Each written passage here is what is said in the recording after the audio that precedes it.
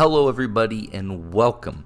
Today, I wish to discuss the results of the election, in which we do see that, for example, President Biden is going to be a thing. He will be inaugurated later this month, as the votes have been certified, as I said in my last video.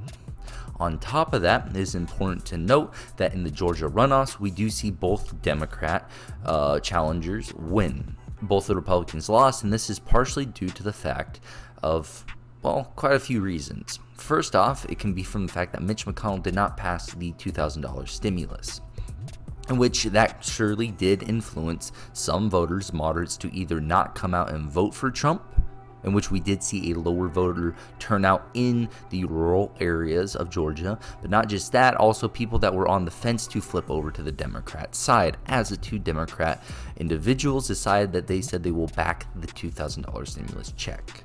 Beyond that, though, it can also be attributed towards Trump, not Trump himself, but the campaign, in which you saw Lynn Wood, for example, an attorney underneath Trump, saying for voters to not go out and vote to make a statement towards the GOP. Now, it is important to note that Trump and Don Jr., for example, have both said to go out and vote. However, other people in the Trump camp have often said that you should not go out to vote, to act as a objection towards the election. So now with two Democrats in, we're going to see 50 Republicans and we're going to see 50 Democrats, meaning Kamala Harris, or Kamala, is going to be our tiebreaker vote. Now, what does that exactly mean going forward? Are we going to see socialist agenda after socialist agenda be pushed through?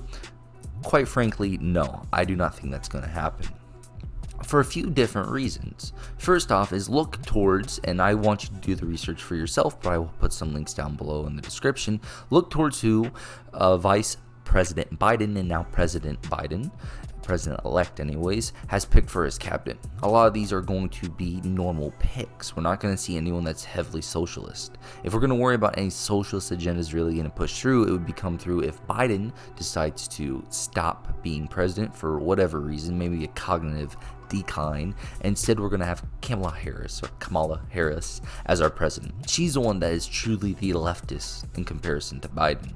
So he's going to keep, I think, with the status quo. We will inevitably see more stimulus checks, for example, potentially a mask mandate, and then I expect maybe one massive piece of legislation similar that we saw underneath Obama in terms of a Obamacare, and then that's probably about it. Tax increases as well, but nothing too major, nothing to shake up the boat underneath a Biden presidency. Now, there will of course be the calls to pack the courts, for example. I'm sure there'll be a rumor to, and maybe they'll even present the bill, but it's going to have quite the hard time passing, specifically when it comes to the 2022 election that's going to be coming up. I think it'll be more focused again on stimulus checks, mask mandates, a lot of virtue signaling in general, but nothing that's going to change America's foundation. It doesn't seem that Biden wants to be the change, but instead he's going to bring back the old normalcy, what we saw underneath President Obama. It's also important to know that there's going to be a lot of ass kissing and allowing China to progress, allowing China to go by. You know what? I would even dare say that there's probably going to be another war within the next 1 to 2 years. Watch us enter another poor Middle Eastern country or African country, bombing them and drone striking them into oblivion, causing needless death and chaos, destabilizing that country.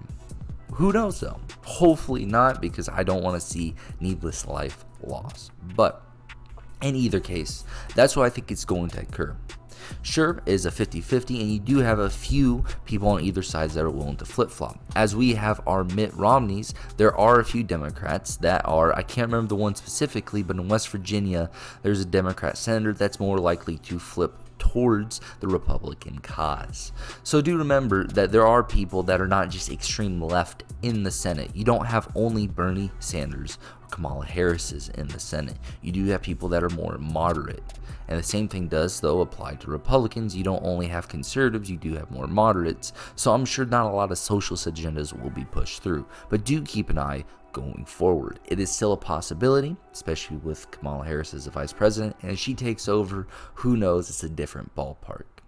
Either case, so let's see what's going to be happening going forward. Tell me what you think down in the comment section below. Please leave a like, do subscribe, and anyways, God bless America.